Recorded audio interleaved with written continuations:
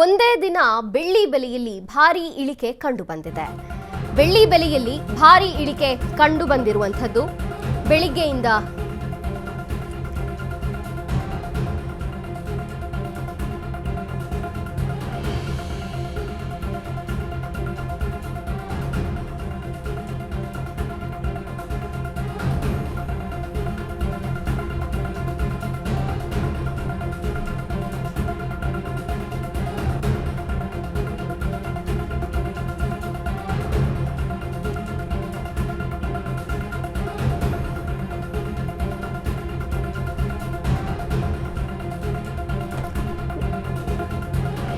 ಬೆಳ್ಳಿ ಬೆಲೆ ಹೂಡಿಕೆ ಸೇಫ್ ಅಂತ ಭಾವಿಸಿದಂತಹ ಜನಕ್ಕೆ ಈಗ ಶಾಕ್ ಆಗಿದೆ.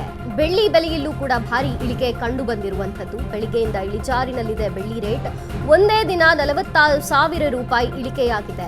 4 ಲಕ್ಷದಿಂದ 3.5 ಲಕ್ಷಕ್ಕೆ ಇಳಿಕೆಯಾಗಿದೆ. ಸದ್ಯ ಕೆಜಿ ಬೆಳ್ಳಿ ಬೆಲೆ 3.54 ಲಕ್ಷ ರೂಪಾಯಿ. ಬೆಳಿಗ್ಗೆ 4 ಲಕ್ಷವಿದ್ದ ಕೆಜಿ ಬೆಳ್ಳಿ ಬೆಲೆ ಕ್ಷಣ ಕ್ಷಣಕ್ಕೂ ಬದಲಾಗ್ತಿದೆ. ಬೆಳ್ಳಿಯಲ್ಲಿ ರೇಟ್ ಏಕದಮ್ ಬೀಳ್ತಿದೆ. ಬೆಳ್ಳಿ ರೇಟ್ ಹೂಡಿಕೆ ಸೇಫ್ ಅಂತ ಭಾವಿಸಿದಂತಹ ಜನಕ್ಕೆ ಈಗ ನಿರೀಕ್ಷೆ ಹುಸಿ ಮಾಡಿದೆ. ಬೆಳ್ಳಿ ಮಸಕಾಗ್ತಿರುವಂತಹ ಬೆಳ್ಳಿ ಬೆಲೆ ಕಂಡು ಹೂಡಿಕೆದಾರರು ಕಂಗಾಲಾಗಿದ್ದಾರೆ. ಜನಸಾಮಾನ್ಯರು ಮಾತ್ರ ಬೆಳ್ಳಿ ಬೆಲೆ ಕಡಿಮೆ ಆಯ್ತು ಅಂತ ಫುಲ್ ಖುಷಾಗಿರುವಂಥದ್ದು.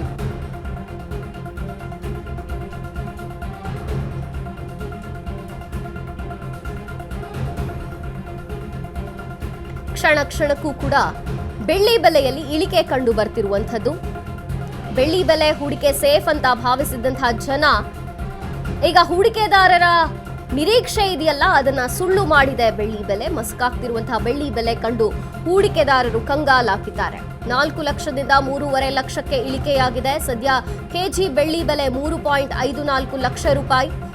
ಬೆಳಿಗ್ಗೆ 4 ಲಕ್ಷವಿದ್ದ ಕೆಜಿ ಬೆಳ್ಳಿ ಬೆಲೆ ಕ್ಷಣ ಕ್ಷಣಕ್ಕೂ ಬದಲಾಗ್ತಿದೆ. ಅಫ್ಕೋರ್ಸ್ ಚಿನ್ನ ಬೆಳ್ಳಿ ದರ ಇದರಲ್ಲಿ ಏರಿಕೆ ಇಳಿಕೆ ಆಗ್ತಾನೆ ಇದೆ. ಹೆಂಗೆ ಅಂತ ಪ್ರಿಡಿಕ್ಟ್ ಮಾಡೋದಕ್ಕೂ ಸಾಧ್ಯವಾಗ್ತಿಲ್ಲ. ಕೆಜಿ ಬೆಳ್ಳಿ ದರದಲ್ಲಿ ಭಾರಿ ಇಳಿಕೆ ಭಾರಿ ಏರಿಕೆ ನೋಡ್ತಿದ್ವಿ. ನಿನ್ನೆ ಏರಿಕೆ ಕಂಡು ಬಂದಿತ್ತು.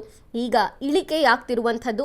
ಚಿನ್ನ ಅಷ್ಟೇ ಅಲ್ಲ, ಬೆಳ್ಳಿಯಲ್ಲೂ ಕೂಡ ಸಾಕಷ್ಟು ಏರಿಳಿತವನ್ನ ನೋಡ್ತಿದ್ದಾರೆ. ಒಂದು ಕಡೆ ಹೂಡಿಕೆದಾರರು ಇಳಿಕೆಯಾಯ್ತಲ್ಲ ಅನ್ನುವಂಥ ಶಾಕ್ನಲ್ಲಿದ್ದರೆ, ಗ್ರಾಹಕರು ಮಾತ್ರ ಸ್ವಲ್ಪ ಖುಷಿಯಾಗಿದ್ದಾರೆ. ಬೆಳ್ಳಿ ಬೆಲೆಯಲ್ಲಿ ಸಾಕಷ್ಟು ಪ್ರಮಾಣದಲ್ಲಿ ಇಳಿಕೆ ಕಂಡು ಬಂದಿದೆ ಅನ್ನೋ ಕಾರಣಕ್ಕೆ 4